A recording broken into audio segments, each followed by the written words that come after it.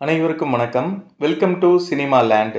தனுஷ் இயக்கத்தில் சமீபத்தில் வெளியான நிலவுக்கு என்மேல் என்னடி கோபம் என்ற படத்தோட விமர்சனத்தை தான் இன்னைக்கு நம்ம பார்க்க போகிறோம். ஃபர்ஸ்ட் இந்த படத்தோட ஸ்டோரி என்னன்னு ஷார்ட்டாக பார்த்துடலாம். லவ்ல பிரேக்கப் ஆகி நொந்து போயிருக்கிற ஹீரோ பவிஷுக்கு அவரோட பள்ளி தோழியான பிரியா கூட திருமணம் நிச்சயிக்கப்படுது. தனது வருங்கால மனைவி கிட்ட தன் ஃபெயிலியரான காதலை பற்றி சொல்ல தொடங்கும் போது படத்தோட ஃப்ளாஷ்பேக் ஆரம்பிக்குது. சமையல் கலைஞரான நம்ம ஹீரோவும் அனிகா சுரேந்திரனும் ஒரு பார்ட்டியில சந்திச்சு காதலிக்க ஆரம்பிக்கிறாங்க. பவிஷ தனது பணக்கார அப்பா சரத்குமார் கிட்ட அறிமுகம் செய்து வைக்கிறாங்க அனிகா. சரத்குமாருக்கு நம்ம ஹீரோவை சுத்தமா பிடிக்கல, அதனால கொஞ்ச நாள் பழகலாம்னு டைம் கேட்கிறாரு.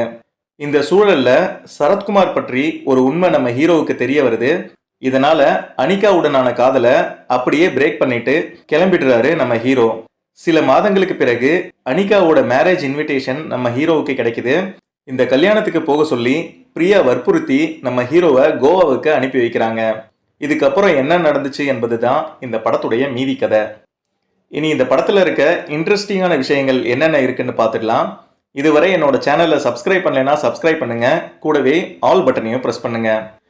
பாப்பாண்டி, ராயன் படங்களுக்கு பிறகு இயக்குனராக மாறி இருக்கிற நம்ம தனுஷுக்கு இது 3வது படம்.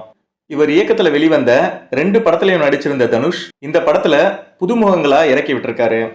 படத்தோட டைட்டில் போடும் போதே ஒரு வழக்கமான காதல் கதைன்னு ஆடியன்ஸுக்கு தனுஷ் ஒரு பக்கம் சொல்ல, இன்னொரு பக்கம் ஹீரோ ரொம்ப எல்லாம் எதிர்பார்க்காதீங்கன்னு ஒரு ஹிண்ட் கொடுத்தே பிளாஷ்பேக்க ஆரம்பிக்கிறாரு. படத்தோட ட்ரெய்லர் மற்றும் பாடல்கள் வெளியான போதே இது ஜென்சி என்ற இப்போதைய தலைமுறை இளைஞர்களுக்கான படம் என்பது தெளிவா தெரிஞ்சுது.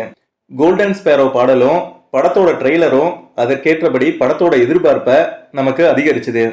ஆனா ஓவராலா இதெல்லாம் சரியா ஒர்க் அவுட் ஆகலைன்றது தான் சோகமான உண்மை. சிம்பிளான கதை என்றாலும் எல்லா படங்களுக்குமே எமோஷனல் தொடர்பு ரொம்ப முக்கியம். ஆனா இந்த படத்துல அது ரொம்பவே மிஸ் ஆகி இருக்கு.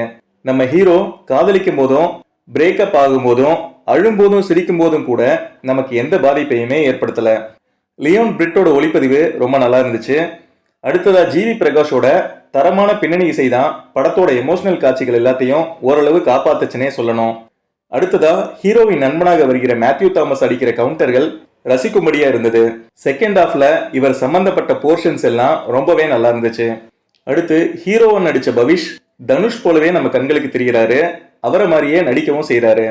அடுத்ததா ஹீரோயினாக நடிச்ச அனிகாவோட கேரக்டரை ரொம்ப வெயிட்டாவே டிசைன் பண்ணி இருந்தாலும் அதுக்கேற்ற அளவு நடிப்பை அவங்க கொடுக்கல. அடுத்து இந்த படத்துல ரொம்ப அழுத்தமான கேரக்டர் பண்ணியிருக்காரு நம்ம சரத்குமார். கொஞ்ச நேரமே வந்தாலும் தன்னுடைய எக்ஸ்பீரியன்ஸான நடிப்பால அப்படியே நம்ம மனசுல நிக்கிறாரு. செகண்ட் ஹாஃப்ல வர ரம்யா ரங்கநாதன் நல்லா பண்ணியிருக்காங்க. இப்ப இருக்க ஜெனரேஷனுக்கு ஏத்த மாதிரி படத்தை கொடுக்க நினைச்ச தனுஷ் அது எல்லோரையும் கவரும் விதத்துல இருக்கிற மாதிரி உருவாக்கல. ஓவராலா பார்க்கும்போது படம் ஓகே என்று சொல்ற வகையில தான் இருக்கு. மீண்டும் ஒரு நல்ல படத்தோட உங்களை நான் சந்திக்கிறேன். இந்த வீடியோ உங்களுக்கு பிடிச்சிருந்தா லைக் பண்ணுங்க, மறக்காம என்னுடைய சேனலை சப்ஸ்கிரைப் பண்ணுங்க. நன்றி, வணக்கம்.